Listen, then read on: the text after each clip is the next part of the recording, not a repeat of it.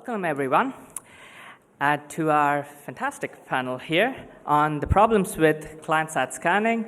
Some of you might have been at the panel at HT Aula in the other building, like 15 minutes from here.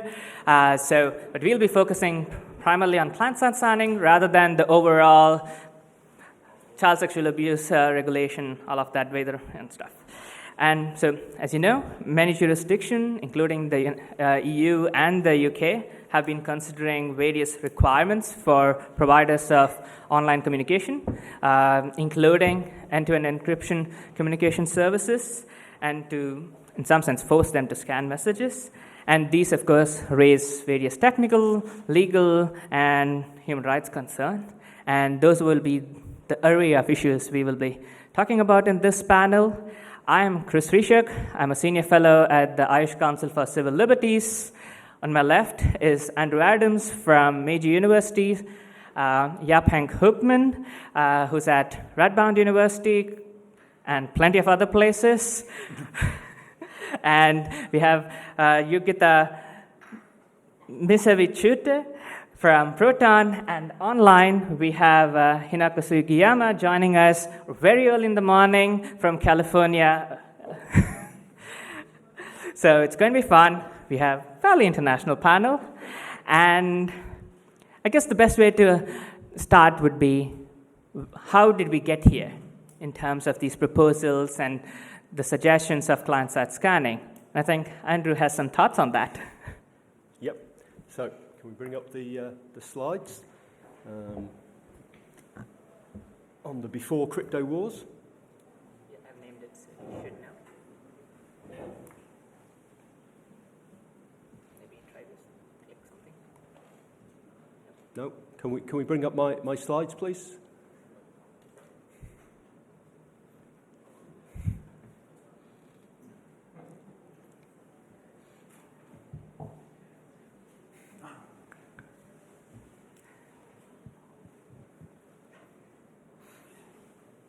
Apart from here, it's an important slide because it's got the acknowledgement of the funder who paid for the panel. Hey, there you go. But There we go. You have to go back one slide,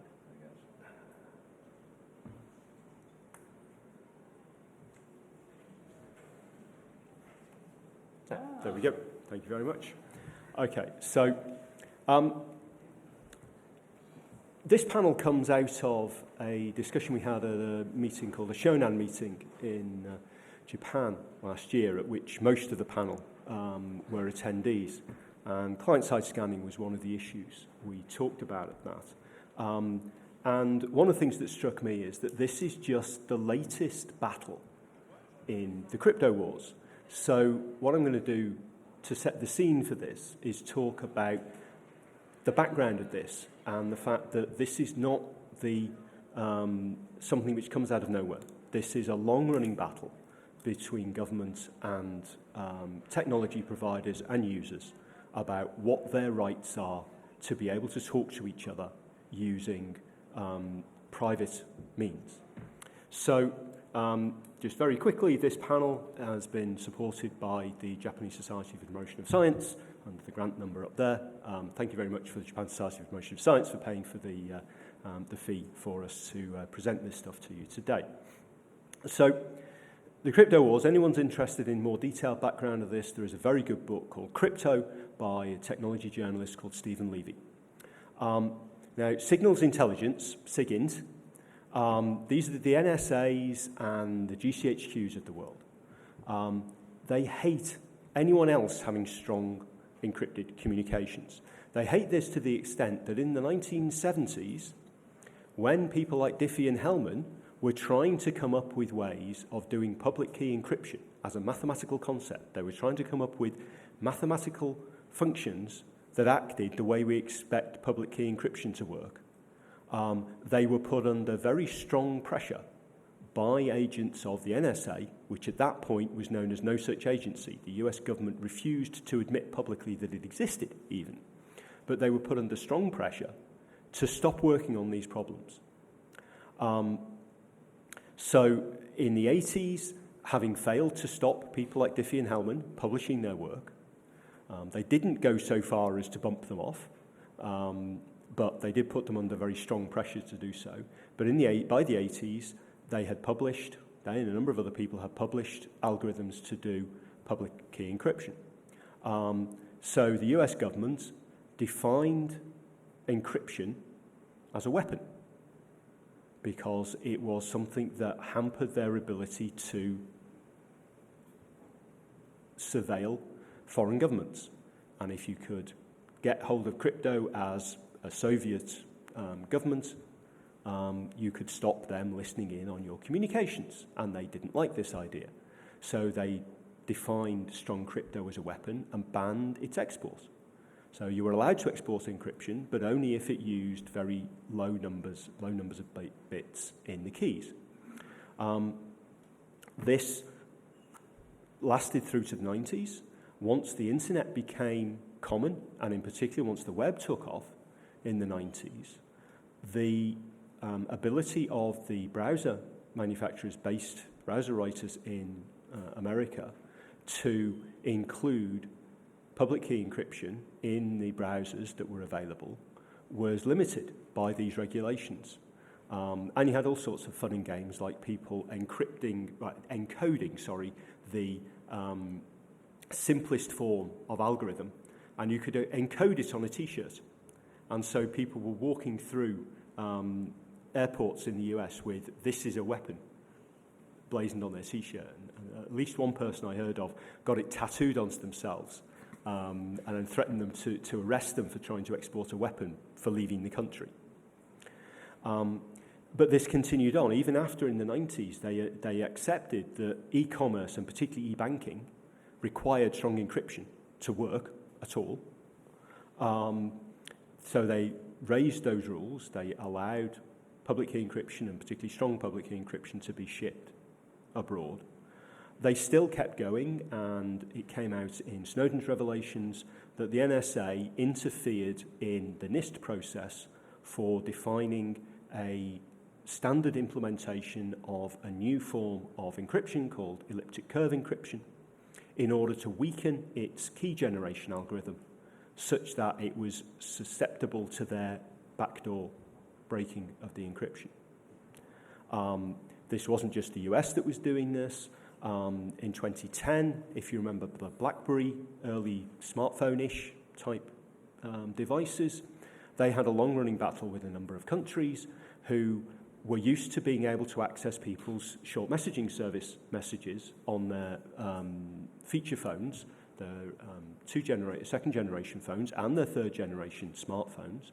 The SMSs were visible to the operators and therefore visible to the SIGINT people.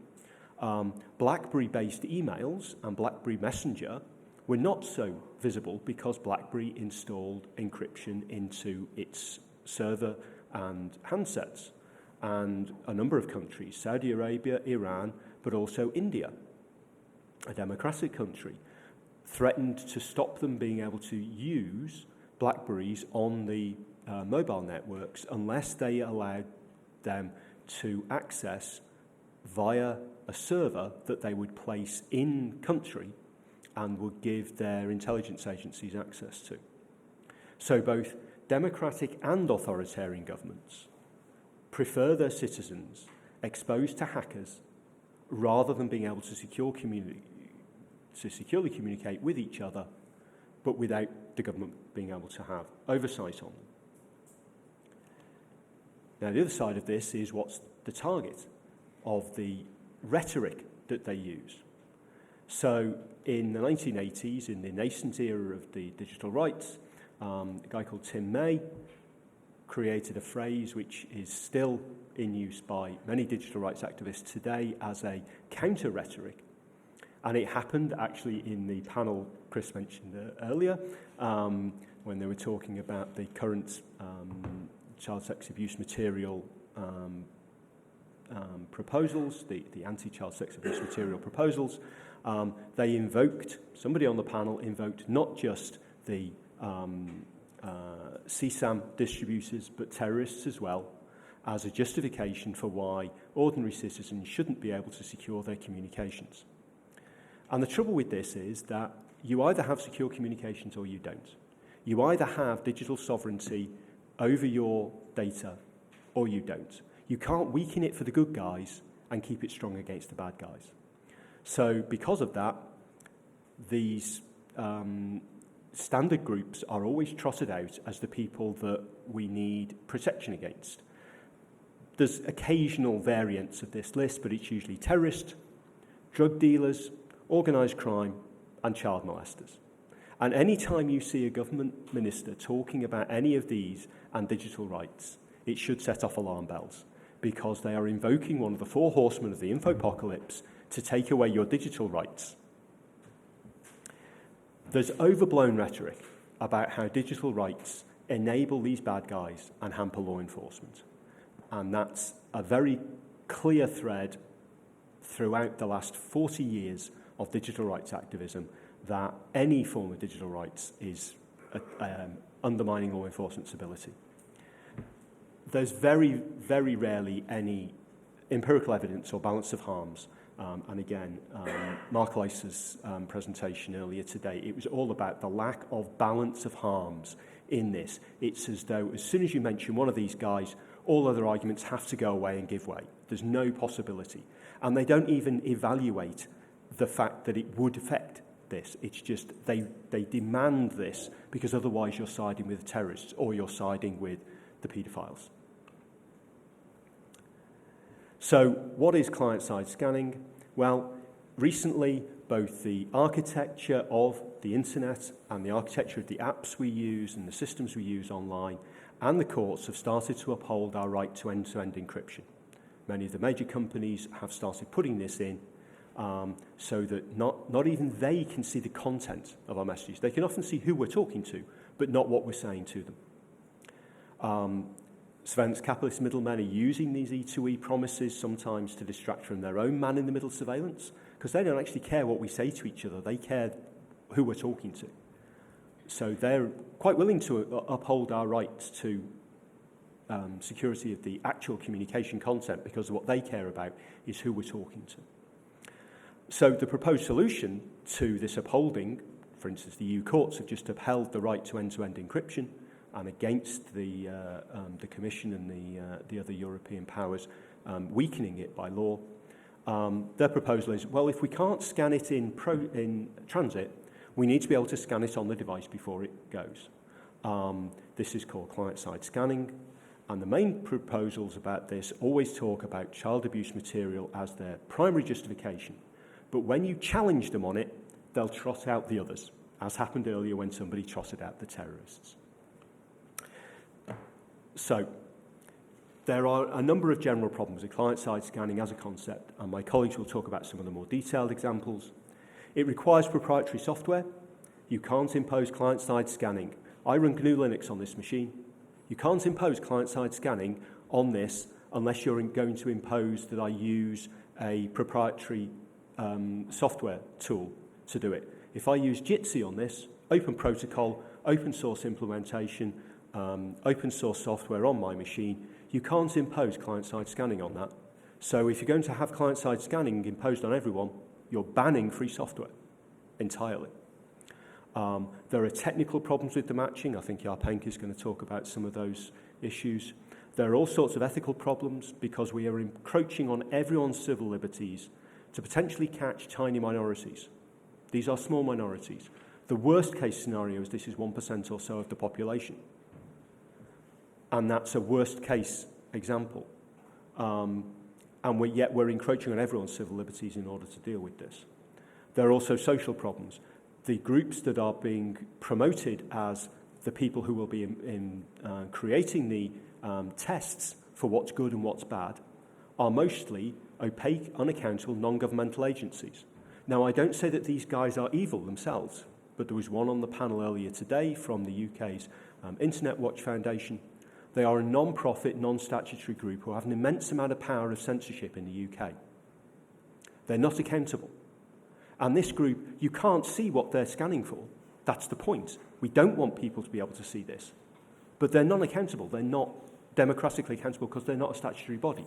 And yet they're proposing to give these people the right to scan everything on our devices, potentially. And there's a lack of effectiveness in many of these proposals. Some of them are saying, well, you know, if a child on their phone takes the photo themselves, they're not being abused by someone else directly who has physical contact. We want that flagged. Who will they flag it to? Oh, well, the initial proposals for this, would it be flagged to the parents or guardian?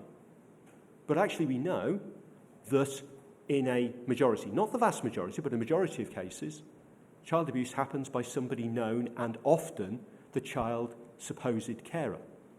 So flagging the abuse to them isn't going to do anything. So what's the point of imposing these systems when all you're going to do is tell the abuser that they're abusing them? None of these problems are being addressed in these proposals. There's also issues such as teen sexting. Are we going to criminalise this? Are we going to report this? Are the teens going to then be prosecuted for production of child sexual abuse material, for taking a photo of their own body? If it's client-side scanning, that makes that problem even worse. They don't even need to send it to someone else to suddenly be caught by this. They can be accidentally taking a photo of themselves or taking a photo for their own medical purposes, and it suddenly gets scanned on their phone. So Johnny, So Andrew laid out so many of the issues, and I think some of the last ones you mentioned, we've already had cases. Example in the United States where, there was the case where I think Google found out essentially they found out an image in being used by a person, and it was being photographed by a parent for medical purposes, and essentially they were locked out of their own account, right? But what about all these, what about the technical issues, and is there just one issue? Are there many? Jaap-Henk, give us a hint there. Can you put on the slides, please?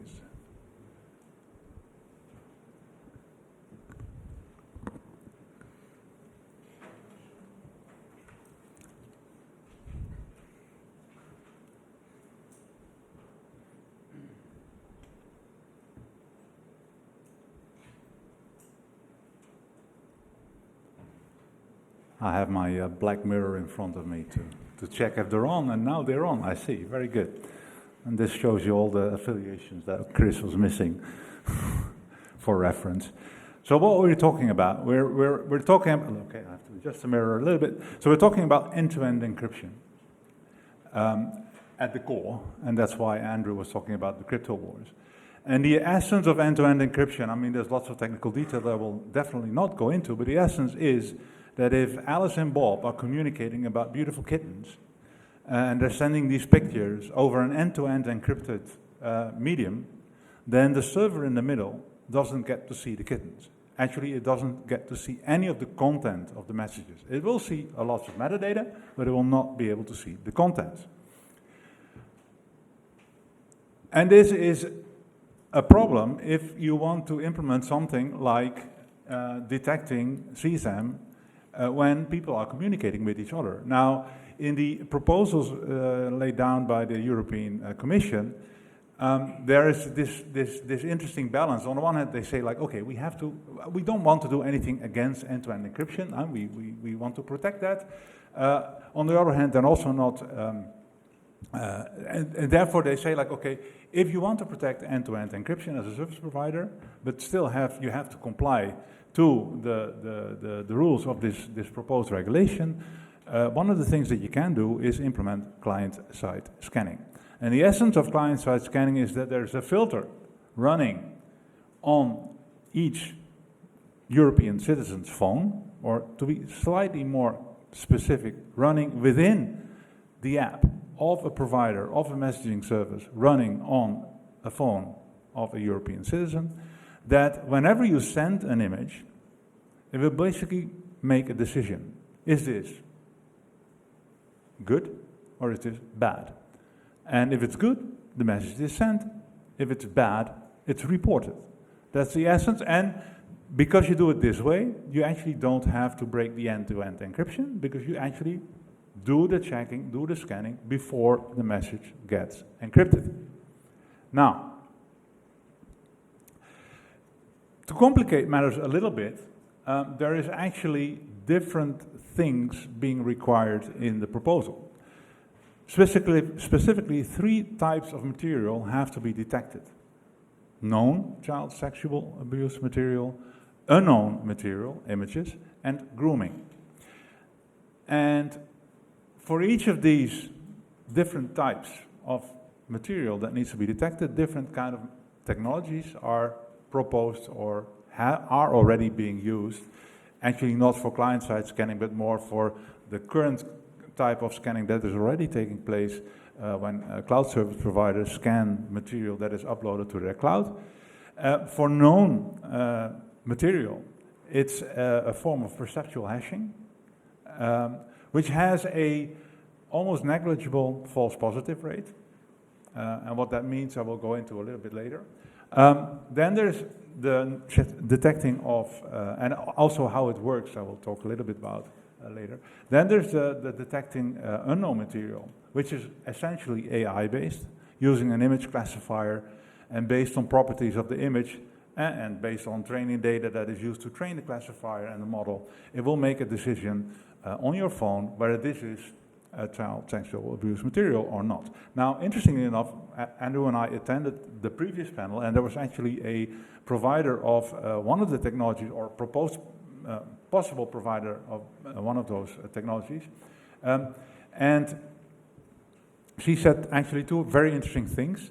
One of the things is that like all these algorithms, everything, also the perceptual hashing, is closed source. So we actually don't really officially know how they work. I mean, people have reverse engineered this, but we don't know how it works. So it makes it hard to say anything, solid about it.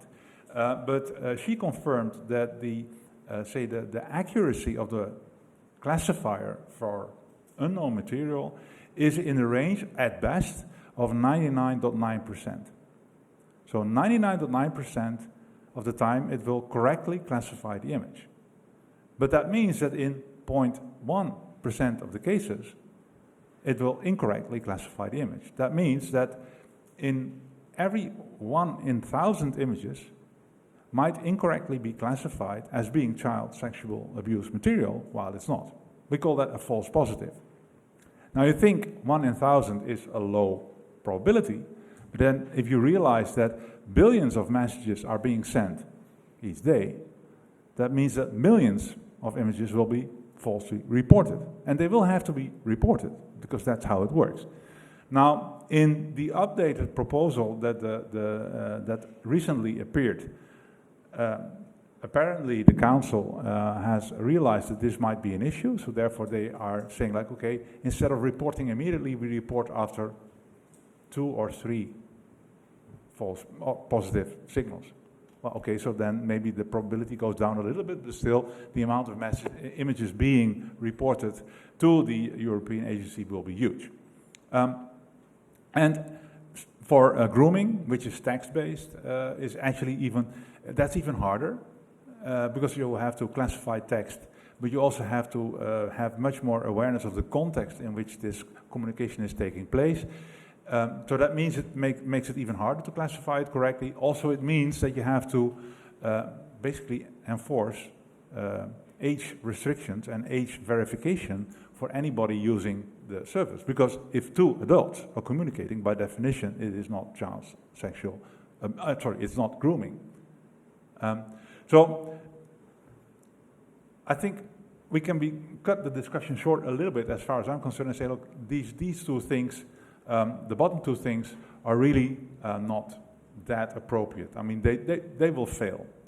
And actually, one thing that I think I should say, because I picked that up at the previous panel, is that the provider of the scanning of the model, when pushed about, okay, how does it work, she actually said that running the classifier on your smartphone for every image that you send would be totally impossible. The smartphone is not capable enough to do it. So actually she said that she had her engineers test this and said, like, if you want, and I doubt that this is correct, but she claimed that this was the case. She said that it took 1 minute to classify an image on a phone. So she said, like, we would never, ever propose to use this technology as it is now to run on a phone to check all the images, which is the point of the whole regulation. So let's cut the discussion short and let's go to the perceptual hashing. In essence, what it does is derive a numerical code from an image with two properties. And one property is that given the code, you cannot go back to the image. And the other property is that if the image is similar enough, it actually will map to the same code. This is to make sure that if you make small adjustments to the image, it actually will still classify. And the intention, of course, is to make sure that people cannot evade the system. Now, yeah, but my black mirror is not big enough, so I don't see all the... there is, however, some problems. So one of the problems is that it's actually quite easy to evade these systems because of the fact that it needs to deal with small variations in the image. The way the hashing works makes it harder to actually detect things like rotation or imaging. So actually mirroring. So actually, depending a bit on the particular technology, for some of the technologies, people have found that actually flipping the image will create a different fingerprint, and therefore the two images would not be matching on the same hash.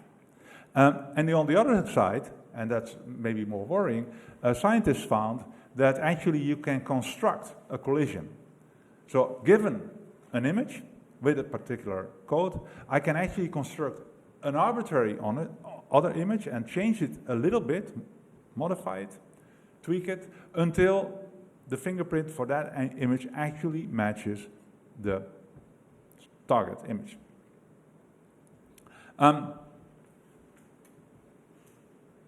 Okay. And so this means that for client-side scanning, this has several implications. That means, for instance, that anybody can frame somebody else by creating an image that looks like a funny cat, but actually would match data in the CSAM fingerprint database.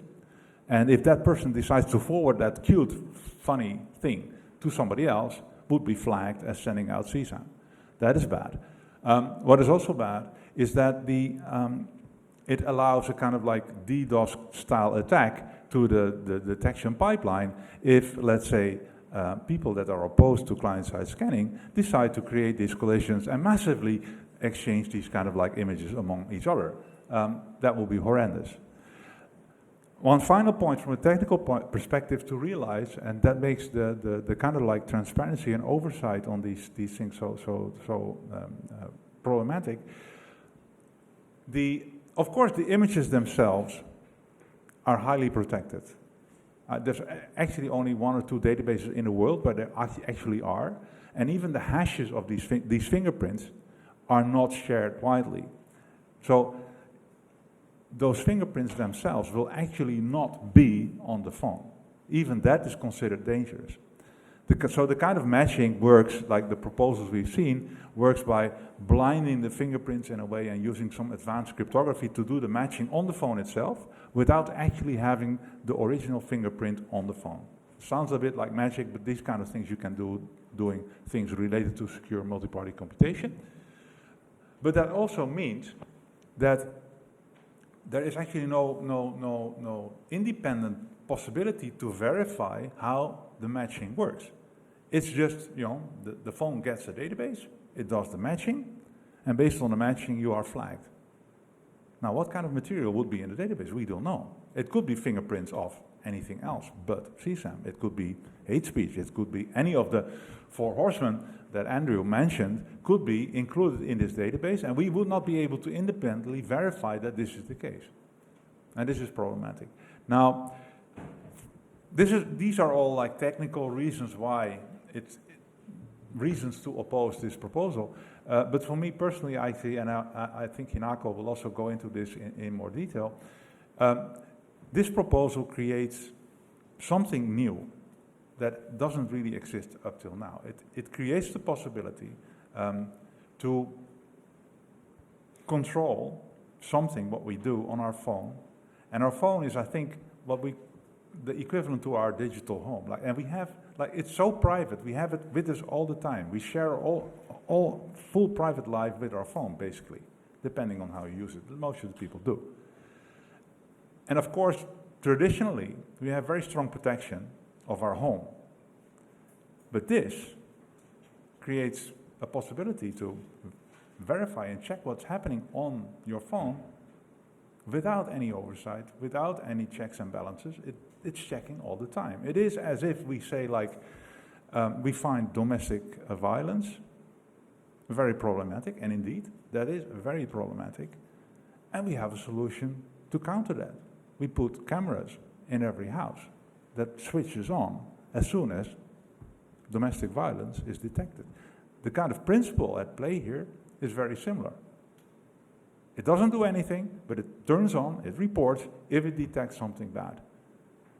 And that is why I, from a more fundamental point of view, have very strong reservations about this proposal.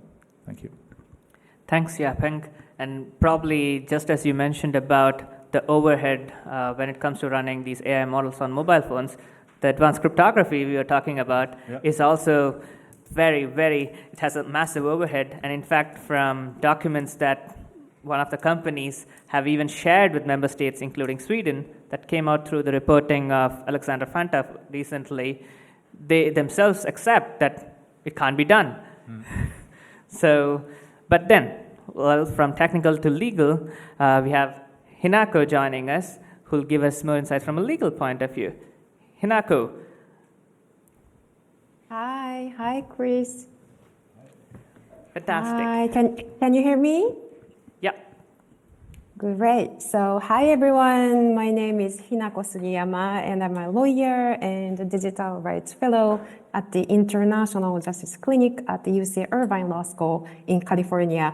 And I'm sorry I cannot be there today, but my heart is with you all. And so today I'll be discussing how client-side scanning impacts human rights. And it's challenging because it impacts so many aspects of our life.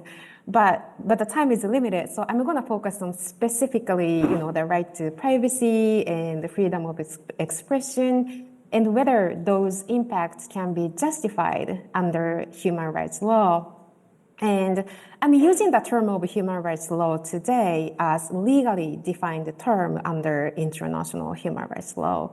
So first, let's consider the intended benefits of client-side scanning. So as Andrew mentioned, the current driving force for CSS is the need for the proactive detection of CSAM or materials facilitating terrorism online.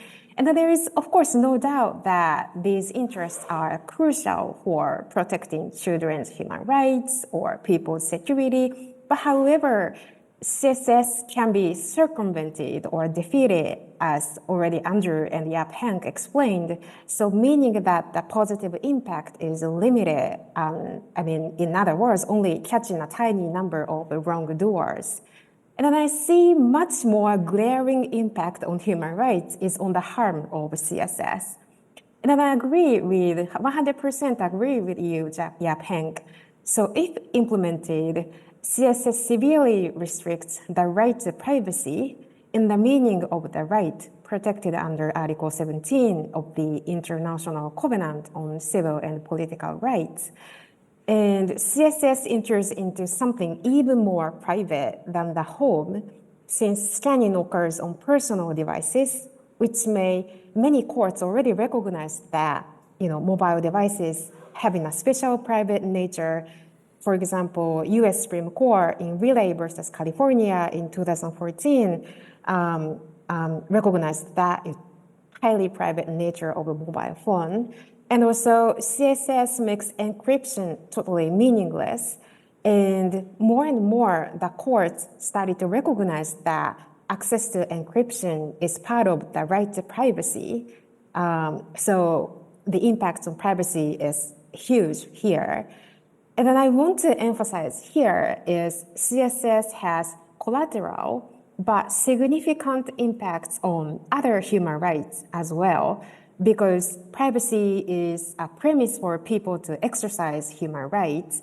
So, for example, CSS, even no functional creep happens, the sense of surveillance and false positives, which is already often seen in server-side scanning already in the context of content moderation on social media platforms, for example, like Meta using perceptual hashing, or also Jaap-Henk said, surprisingly, 0.1% false positive rate, so that perceived risk of false positive on the people's side, and so that forces people to modify their behavior.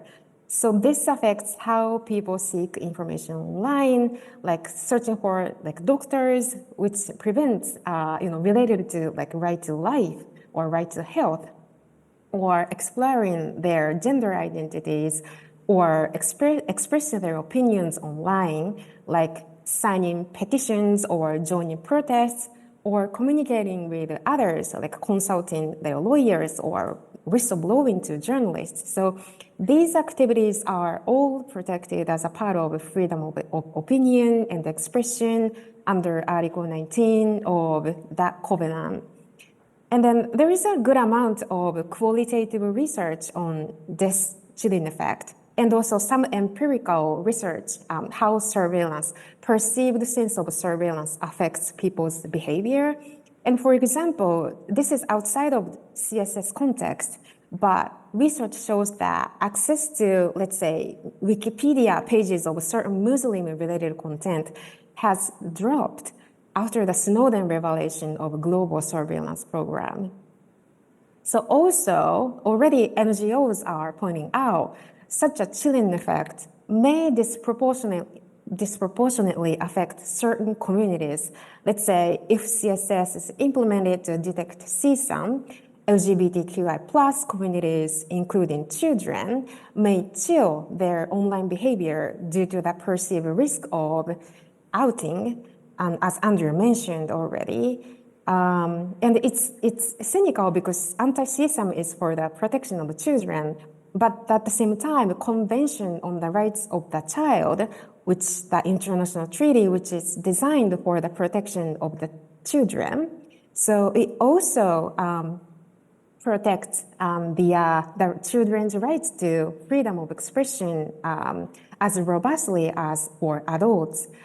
And also, if anti-terrorism context, certain religious minorities, religious communities may perceive higher risk of being flagged, and then leading a strong chilling effect. So this disproportionate chilling effect gonna be collectively reproduced and also keep amplifying the social injustices and biases online. So, but anyway, the right to privacy or freedom of expressions, so these rights are not absolute, so which means that those impacts can be still justified, but only if a strictest standard known as a three-part test, legality, legitimacy, and necessity, and proportionality. And I'm not really explaining the full application of this test to CSS here, but even though anti-CSAM or terrorism meet legitimacy tests here, but separately from that, it should be necessary and proportionate. So it means that measures should be laser focused on the aim sought, and with no other way to achieve the goal, and proportionate, meaning the harms are balanced with the benefits. So key questions to be asked is how CSS can be still necessary as it scans everything indiscriminately, why it is necessary on top of the other investigation method, and also how can the limited efficacy be balanced with the high intrusiveness and the sweeping chilling effect, and also how they effectively prevent the functional creep. So to summarize, the mass implementation of CSS likely violates human rights law. And also, moreover, if autocratic or authoritarian government uses CSS, they will have just an additional tool to surveil and punish civil society actors, just following the pattern of abuse seen with other technologies such as deep packet inspection or spyware. So this means that CSS could facilitate gross human rights violations by these governments. So I'll stop here. So my conclusion is that given its high intrusiveness, careful assessment is highly needed. Why CSS is strictly necessary and proportionate. Thank you, Hinako. From the legal to a company perspective, we have Jurgita from Proton. How are you looking at it? I mean, you guys are already working on safety on a lot of aspects, and how do these proposals, let's say, contribute or even interfere with the work you guys are doing? Yeah, thanks a lot. That's a very good question. I'll try to answer it as much as possible. Perhaps a very short introduction. I'm not sure if everybody knows Proton. Hopefully quite some people do.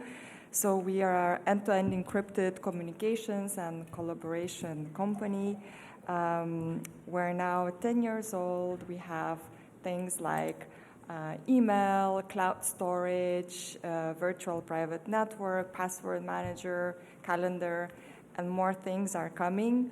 The idea of the creation of the company was when our founder realized the mass level of surveillance, and when the Snowden scandal was surfaced, he basically decided that there has to be something done and that people have to have the right to communicate in a private and secure way. And that's how, during the lunch break at CERN, Proton Mail was born 10 years ago. Currently, we have more than 100 million accounts worldwide in 180 countries across the world. We're very proud that a lot of journalists, politicians, political dissidents, and other people, activists, civil society members are our users of our services. Also, more and more people across the world, as we call more mass consumers, are using our services because they realize the value of security and also the wish to be free of surveillance-based advertising practices.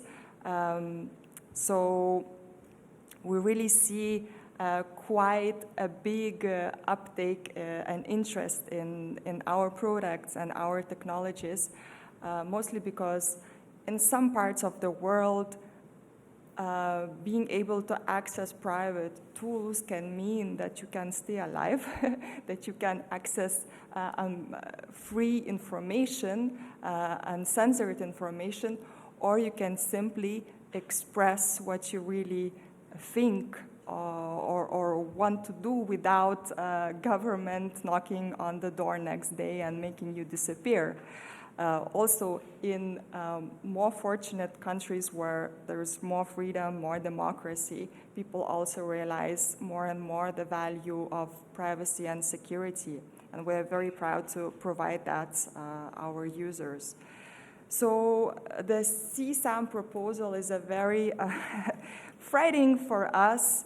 The idea of implementing client-side scanning is quite terrifying, and we are fundamentally opposed against it because, as it was previously mentioned, it would not break encryption, but it would make end-to-end encryption completely useless. What's the point of encrypting things if everything is already scanned and if your whole device is turned into a surveillance tool? Obviously,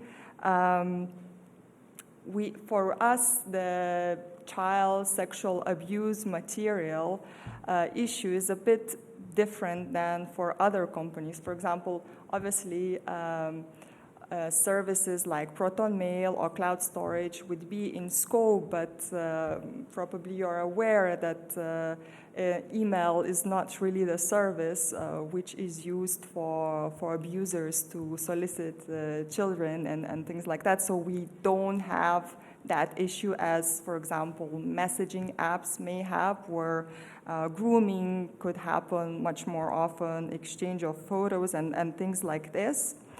So that's something important to stress. Nonetheless, we acknowledge the fact that there is this problem, and I think every company has to acknowledge that obviously governments have to do things to try to solve this problem. It's not possible to solve it 100%, but we can all, as responsible members of the society, as companies, can also do our best without violating everybody else's fundamental rights to tackle this issue. Because very often when we talk with government officials and politicians that are drafting legislation, somehow one thing I really want to stress to them, and somehow I think that they forget, is that legitimate companies have zero business interest to have any of this material on their on their services, on their storage facilities. That's a big problem, and that's a potential big PR issue as well, apart from all the moral responsibility as well. So this is one very important fact.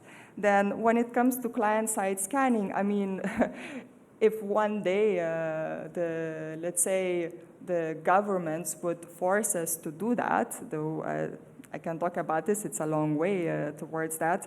Obviously, technically, it's not that difficult to implement that. We would just need to serve different apps to different regions of the world. But what is really problematic, it was also mentioned before, is that client-side scanning would simply not work as well to solve the problem that the politicians are trying to solve. For non-CSAM, okay, there could definitely be quite some benefit, but it was also mentioned that it's very easy to go around, and that's the same answers that I'm getting when I'm talking with Proton's engineers, that for those who know what they're doing, it's very easy to go around that. Now, when it comes to grooming or new CSAM, this would have to be tackled with AI, and then forget it. There will be lots of false positives and things like this.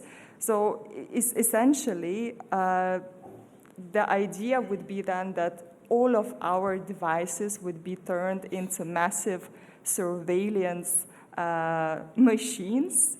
As a result of client-side scanning, apps would have access to all our storage memory, at least that's my understanding. And so basically, who knows what else they could access? They could access pretty much any data on their device. It's very easy for hackers to actually hack the hashing systems and include additional hashes there and things like this. So apart from fundamentally being against the privacy, it's also client-side scanning, we see that would be really dangerous for the security of people's data, because I don't know how about you, but I consider my mobile pretty much the most important electronic device I have, so everything is there. And the moment someone could have access to it, obviously they could have all my life, everything. And it's pretty interesting that when you talk, for example, about banking with politicians, somehow for them, oh yes, end-to-end encryption, yes, it's very acceptable, you know, it's something like, it definitely should be end-to-end encrypted. But the moment you talk about other things like, why can't I have my email, why can't I have my cloud storage end-to-end encrypted to protect my data, suddenly like, oh yeah, well, this is a bit more niche, this is a bit more weird, but no, because end-to-end encryption fundamentally does not only provide you with privacy, but it also provides you with security of your data. And honestly, with the amount of cybersecurity attacks we see, and how they are progressively by hundreds of % every year increasing, I think the thing that the government should be really focusing on is how to basically educate their society to protect their data, because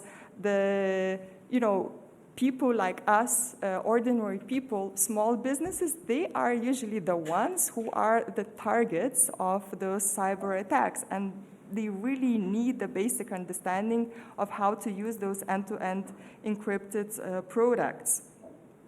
Now, when it comes to Proton, we are headquartered in Switzerland, and if I really believe that this proposal will not reach its final stage as the council is thinking, but if one day, let's say, there is the worst possible version of the proposal, we would not be really able to comply with it because that would be against the Swiss laws.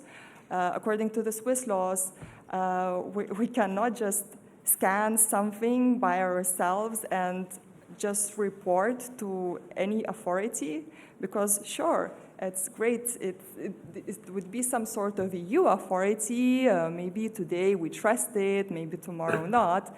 But then what about some other countries passing whatever laws and then coming to us and saying, well, our law mandates this scanning now, so please also in our area serve an app which is different, which has client-side scanning, and report to, let's say, I don't know, Chinese or whatever, some other authority, all the stuff that you match. So I think this is really a much bigger debate, and since we operate in 180 countries, we really see how this could play out.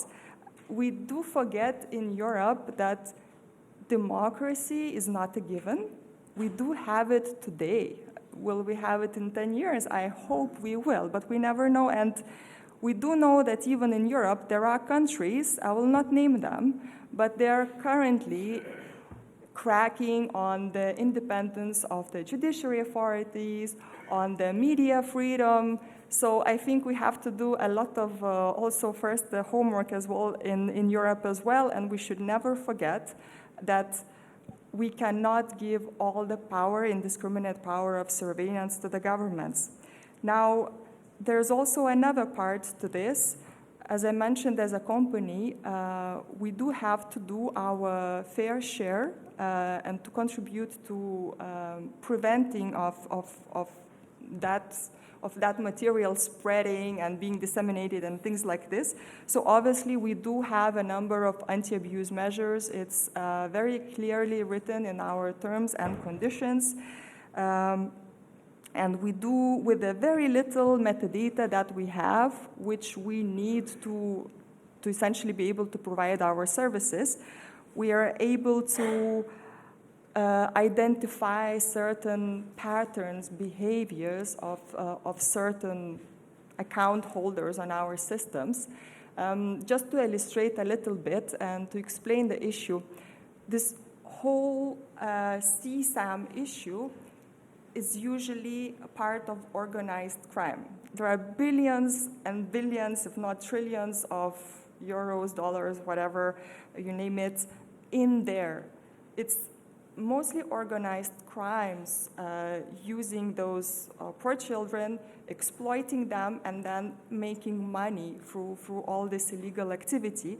So obviously they behave in a certain way, and by using certain machine learning without compromising end-to-end encryption, which for us, by the way, is not possible because it's zero-access encryption, we are able to identify certain patterns and to deactivate accounts when we're pretty sure that this could be some sort of bad stuff going on. Then, obviously, if something goes wrong and you think that your account was deactivated for a wrong reason, you can always appeal to us, and then we can look into it. You can provide the content and things like this.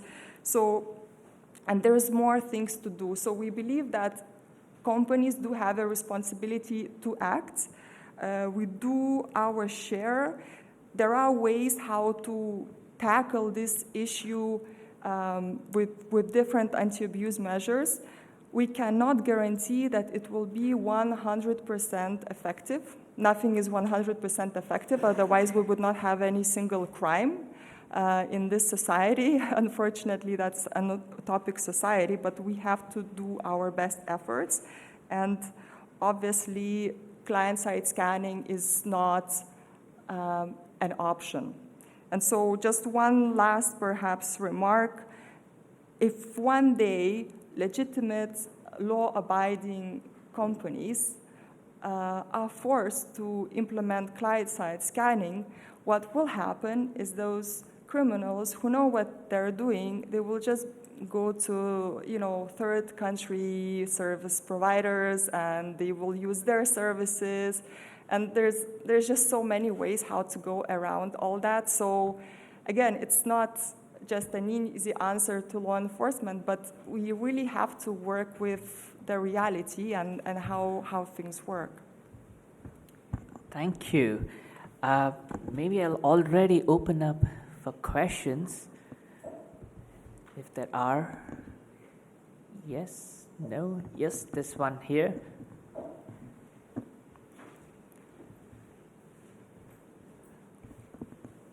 Yes, thank you. I actually have a question for, I'm not going to pronounce your name right, I think. You mentioned having different applications for different regions, if I understood you correctly.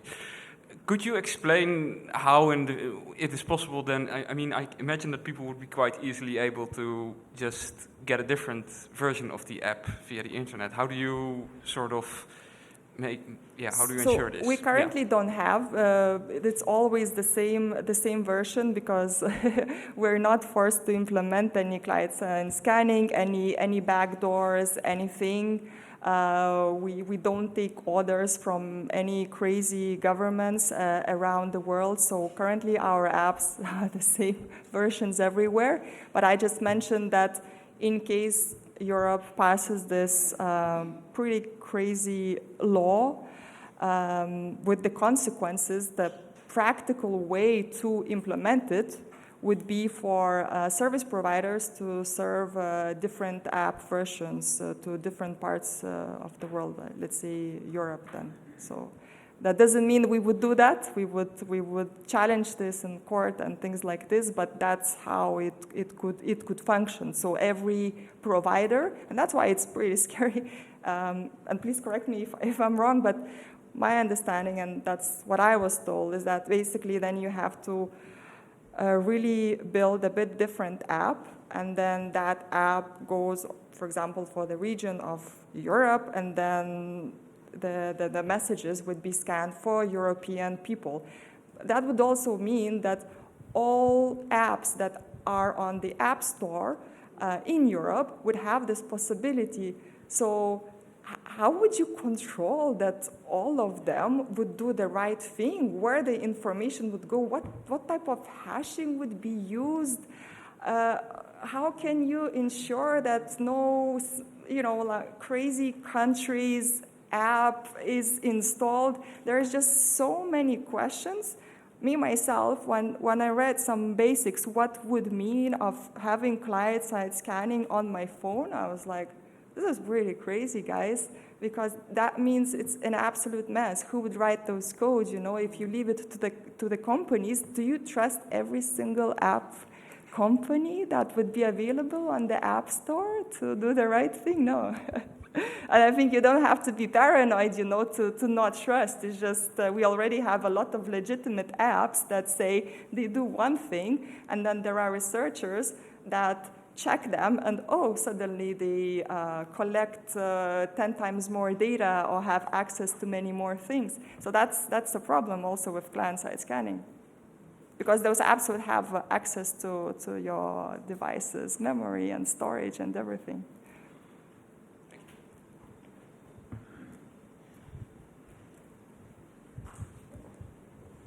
Thank you for your very informative conversations. I have a comment. Some reason over the first of all is that this panel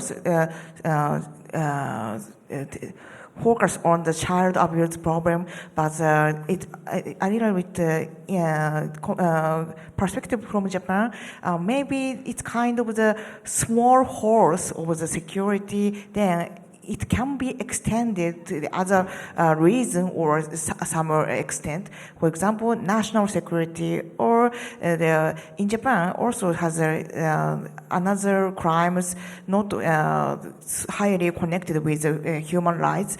Also can be a shutdown of the internet. It's copyrightable. So I'm afraid about the other influence about this problem. So do you have a comment over this kind of situation, or is it a small hole? It can be a small hole or not?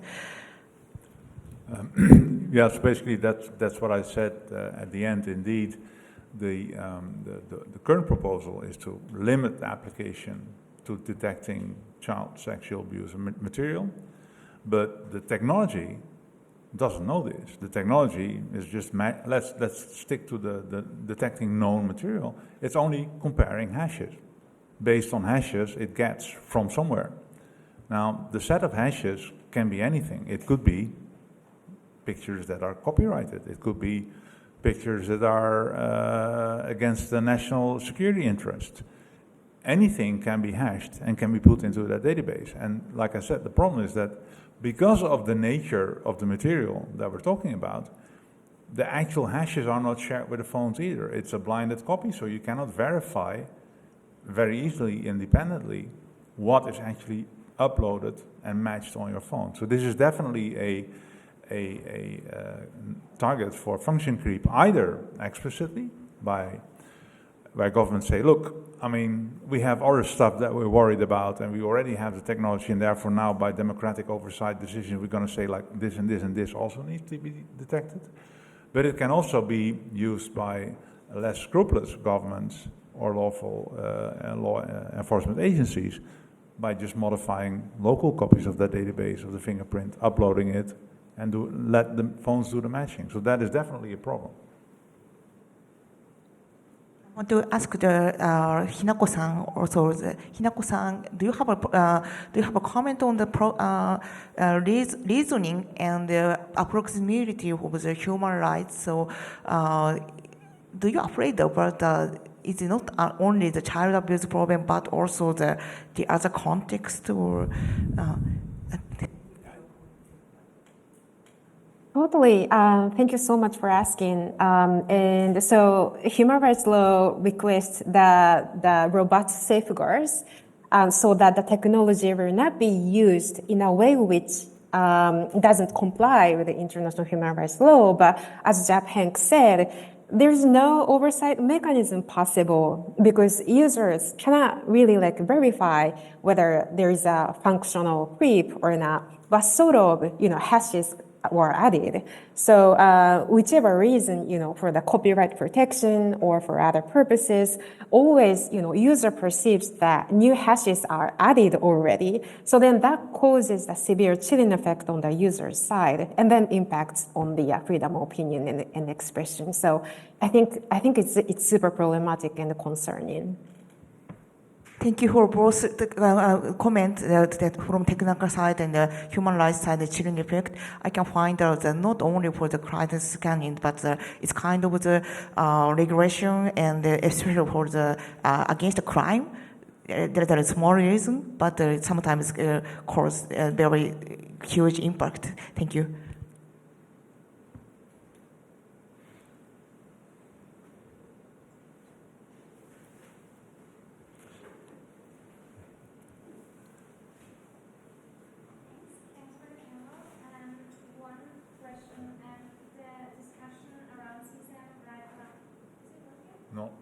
Now? Yeah. Oh God, yes. Thanks for the panel. The discussion about CSAM right now is very, very political. Do you feel like, and they're also trying to push it through, right, with this new proposals, approaches, changes, whatever. Do you feel like they're doing that, like the member states, also just to, I mean, it's nice to say we want to protect children, right, without really being aware what it will actually mean like? So actually, I talked to the Dutch government representatives about this issue. Some people from the Ministry of Justice. To be clear, the Dutch government position is anything AI out of the question. So the only thing that they want is detecting known material because of the fact that this has very low, basically a false positive rate that you can ignore. That is definitely not a problem. But then, so I talked with them about this, but they are not very sensitive to most of the arguments that are being put forward here on the table. So, for instance, the fact that people that use messaging apps to distribute material would move to other apps if these would actually detect it is more like, okay, so we put a barrier for distribution. They actually have to move somewhere else, so that in their perspective, that helps. And another thing is that, interestingly enough, so they basically say, look, we're only scanning specific material. And we're only doing that based on a political, democratic decision where the majority says, we want to detect this material because it's very, very bad material. Yeah, true. But the fact that it is a democratic decision doesn't necessarily mean that it is not trespassing on fundamental rights. Which is not something that they are, I mean, and they are lawyers, but they are, they're not very sensitive to these kind of arguments, unfortunately. And then talking about the risk and proportionality, this is, we specifically told them, like, there is basically a precedent in Europe about the data retention, which has it's different, but it has similarities where back in the day we had the data retention directive requiring all telecom operators to keep details about our metadata of communication for 6 or 12 months, which after many years was finally struck by the High Court because of the disproportionate collection compared to the amount of crime and the things you could detect. So basically that was also considered disproportionate. We're basically saying, like, look, you're doing essentially the same. You put a scanner everywhere to try to catch something very small. And in this case, it's like the whole point is, I think that the basic problem here, and this is also something that was mentioned briefly in the previous panel, is like, this is countering the symptoms. The actual abuse already took place.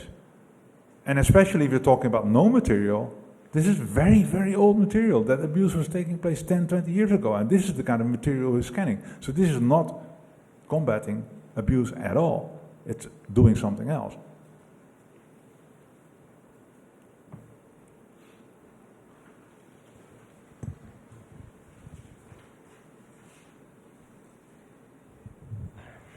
Goedenavond. I have a question with regards to the technical perspective of the things. Me, myself, I have a legal background, but I'm also interested on the technological aspects. So you showed in your presentation that there are more or less like 3 main providers of these hashing services. So we had PhotoDNA, that's a service from Microsoft. PDQ, I looked up, that's originally from Meta, but right. The code was open sourced. And Neural Hash was from Apple. Yeah. So if I understood correctly, all pictures that are on your phone or are aimed to be sent to someone are checked against those servers. No. With the hashes. No, only stuff that you send. Okay. So if you store it locally, nothing happens. If you receive it, as far as we understand, because there's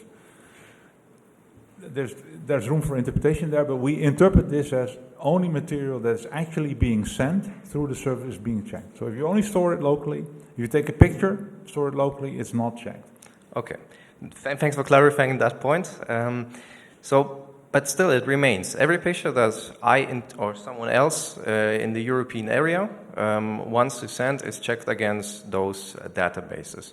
And as we already also talked, it's difficult to control what kind of hashes are put in the databases. So aside of the pictures of child abuse that for good reasons are put on their databases. Of course, it can be extended to, as you mentioned, also geopolitical and other stuff. And I was thinking, as you said, there are different also strategies to find ways that this does not apply to you. What I mean is like, if you don't want to be, okay, let me rephrase. You, for instance, said that it relies on proprietary software. So that, in other words, for me also means that any kind of device or software that is authorized in the European Union, there's a central authority that says whether like a specific piece of software, for instance, like the European version of Proton mail, needs to have this code.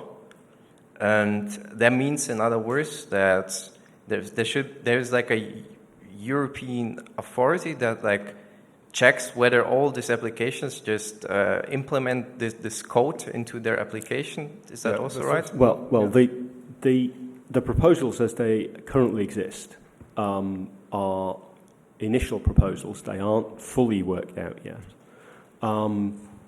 The responses to these criticisms that have been levelled are that, well, this is like other areas and things like the Digital Markets Act. So we wouldn't be trying to say there can't be any other options around there at all. What we would do is we would target those which are mostly used. So we wouldn't ban all open source free software implementing free open protocols. We would just say that any company providing these services must install them. The difficulty, as has been pointed out by two of my panelists, is that if it becomes known that WhatsApp and Proton and X all have this, there are options out there which include things such as the open protocols, and it doesn't take a lot of savvy effort, and certainly the organised crime groups will move to those. And the ordinary stupid criminals are the ones who get caught anyway. The ordinary stupid criminals get caught not by these systems, but by being stupid about what they do anyway, by being seen viewing this stuff by somebody in the office. So again, when you look at the validity of the model that they're proposing, it has so many holes, it's a colander. Good that you're also, thanks for clarifying again, good that you're also mentioning open source software. I'm also dealing with a lot of open source company foundations, and in that sense, that was also my concern, because of course that also produces a huge bureaucratic burden on open source software, and some of those projects are run by one person or by a small group of people. So therefore, that's also good to know that there potentially would be some kind of threshold with regards to application. I mean, the CRA is an entirely other panel, and its impact on the open source community. But yeah, there is concern in the open source community that these sorts of proposals would also then add to the burdens potentially when you put them together with the CRA, that they could actually just kill European-based open source communications companies completely, because there would be no way that they could comply with those requirements. And CRA is Cyber Resilience Act, just in case some of them don't know it. Apologies for those who don't know the alphabet soup. Thanks for the answer. Anything else you want to add? We have 1 minute. a couple of minutes. Any final thoughts that you haven't had the opportunity to I've said enough. add? Yeah. I maybe will add to that question about, there was previous question about the politicians and aren't they aware of all this? before I started working in the lobbying world and was a lawyer, I also thought, oh, every time a law is made, it must be like the most perfect version of everything. Everything is thought through, and this is like the best what you can expect. But the reality is different. There are lots of people working on the legislation. There are lots of politicians. And there's always human factor. Some of the politicians, some of the member states officials do have the time and capacity to actually read the research papers, to try to understand the technology. But many of them, they don't have the capacity, the bandwidth to really deeply dive into such complex, technically complex topics like client-side scanning. Believe me, when we started this journey with this proposal, we had to work with really very basics, explaining the politicians, what is end-to-end encryption? How does it work? Because believe me, many of them had no idea what it is, what's the difference, how it works. When you start talking about client-side scanning, you just see that you're really communicating to another universe. So sometimes there is no bad intention there. There's just the human factor. That's how world works.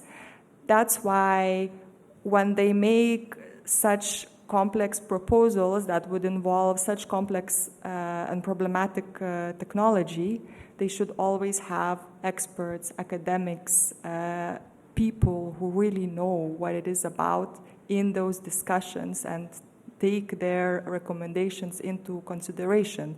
And then, of course, there are politicians who are very much on the side of the law enforcement. And so then it's whatever technical arguments you have, they won't work because there is a political agenda behind it. But the world is much, much more complex, unfortunately. Yeah, something I didn't mention earlier, these non-statutory but very powerful groups like the Internet Watch Foundation in the UK, they have form of creep on these areas. Look up the example of what happened with Wikipedia and an album cover called The Virgin Killers. And in the UK, Wikipedia was inaccessible for a couple of days at one point because they had added this well-known album cover, which had been around for a long time, to their list. And the way that their list was distributed meant that you couldn't access Wikipedia in the UK for a couple of days while they worked through that system. And these are not naive guys. They knew what they were doing. They knew they were trying out to see whether they were powerful enough to force Wikipedia to take something down. I don't trust a group like that to be in control of what gets scanned on everybody's device. I'm sorry. If this sort of proposal goes through, it absolutely has to be that it's with a statutory body. That's my last line of if we can't stop this happening at all, we have to have it on a proper statutory basis, that it's a real public body that has real accountability. We can't keep having these arm's-length pseudo-governmental groups involved in this. It's bad enough that we do it at the moment. With something like client-side scanning, it has to be improved, that situation. On that note, we'll take the other questions offline. Thank you so much for joining us, and I hope you have a wonderful evening.